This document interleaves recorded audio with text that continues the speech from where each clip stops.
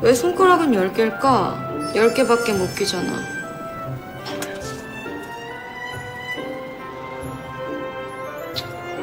아, 목은 하나라서 한 개밖에 못 꺼내. 요즘은 격차하는 게 유행이죠. 꽤 유행 마음에 드네.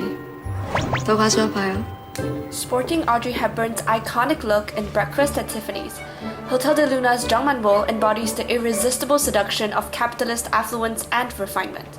From classy high fashion and glossy sports cars to palatial residences and exquisite interiors, K-dramas offer a sumptuous feast of visual pleasure as consumerist opulence saturates the screen. Despite the touching sentimentality that often moves viewers to tears and affirms the immeasurable value of genuine human connection, the romantic world of K-dramas are undeniably embedded in the consumerist logics of ruthless market capitalism. In valorizing and normalizing characters' aspirations or attainment of success that is narrowly defined within the structural hierarchy of capitalism, Korean dramas romanticize the glamorous lifestyle of cosmopolitan consumerism and numbs viewers to the unseemly underbelly of corporate classism in Korean society. Take the 2019 hit Crash Landing on You. The show received critical acclaim from fans and critics alike for its portrayal of a captivating love story that transcends all barriers, even if it's the unforgiving North Korean border we're talking about, and successfully swept millions of fans off their feet with a truly swoon-worthy love story. However, if we take a closer look, it becomes clear that this whirlwind romance between chaebol daughter Yoon Se-ri and North Korean elite Lee Jong-hyuk would be virtually impossible without the immense power and privilege that each of these characters commands. 관동지, 대체 저 대위가 누군데? 너 인생 종쳤어 이 새끼야. 저 대위가 총 정치국장 하나뿐인 아들이야.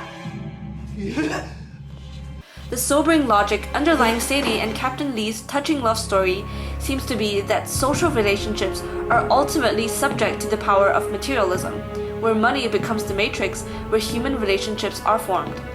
Where Captain Lee's elite military family background allows him to cross even North Korean borders and meet Sadie in the reclusive world of the wealthy in Switzerland, Sadie's North Korean villager friends can only admire her achievements from a respectful distance, as they marvel at her company's cosmetic products at the local market.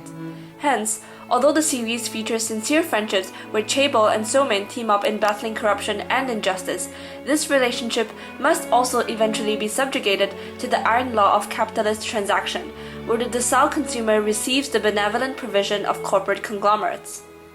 As author Soo Kyung Lim aptly summarizes while analyzing Boys Over Flowers, the submission of the underprivileged to the rich and powerful is masked by temporary challenges to plutocracy.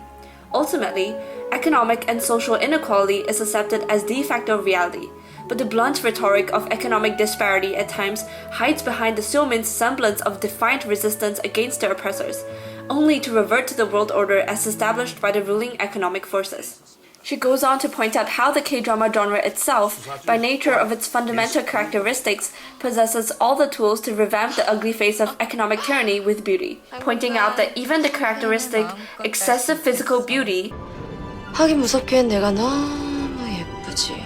인정해드리겠습니다. of K-drama actors who portray fictional characters dulls one's critical perception of the forces of oppression that these characters may truly stand for. The same plutocracy that upholds Sadie's thinly veiled threat to her ex-boyfriend 대한민국 재벌 무서운 거 알지? 죽는다 진짜.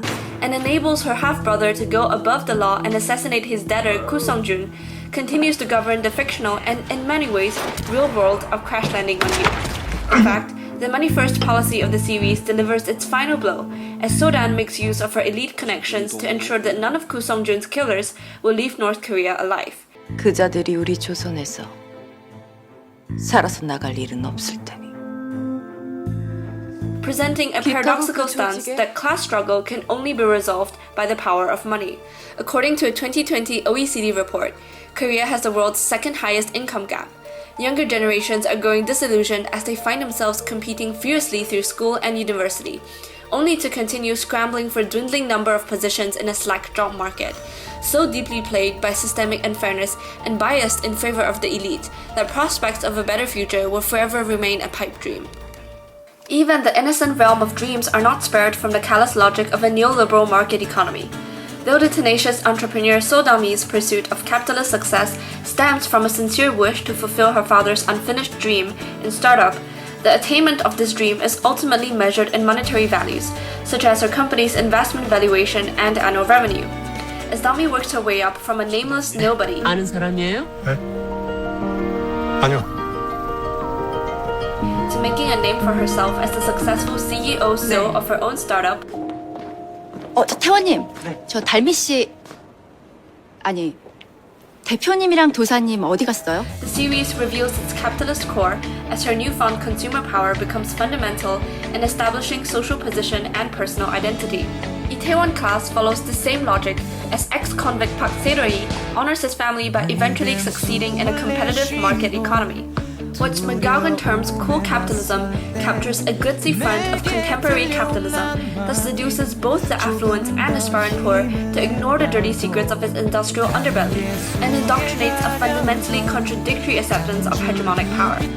As cultural theorist Stuart Hall further states, true hegemony exerts total social authority over subjugated groups, as the power of the dominant class appears both legitimate and natural. In the case of K-dramas, the oppressed are given voices which are ultimately voluntarily assimilated in terms compatible with the hegemonic ideology of capitalist success and classism. In Itaewon Class and Startup's validation of the Somin who suffer the consequences of ruthless inequality, capitalist logics of rightful oppression by virtue of losing the competitive rat race of the market economy are ultimately reaffirmed. The underdog's eventual success within this system of power distracts us from the continued subjugation of those who remain at the bottom of the ladder. Having said all of this, genuine expressions of love and friendship in K-dramas are simply impossible to ignore, and their emotional realism resonates powerfully with audiences far and wide. Perhaps a huge part of K-drama's appeal lies precisely in the fact that they are able to capture moments of genuine emotional connection amidst a pervasive system of socio-economic exploitation.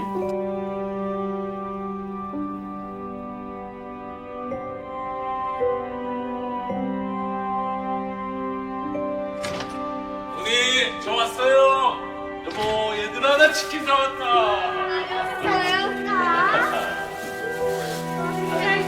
아이, 사왔지. 아, 선물했다, 이거.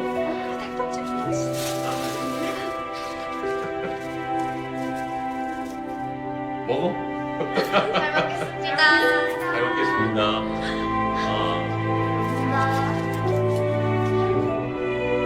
어머니! 치킨 먹어요. 오세요. 어머니 얼른 오세요. 네 할머니. 내가 다 먹었다. As a modern society firmly built on the foundations of a neoliberal free market that links consumerism to individual freedom, it is unsurprising and perhaps inevitable that K-drama's idealistic conception of the modernized self is deeply rooted in the ambivalent and oppositional entanglements of consumerist capitalism that both empowers and oppresses.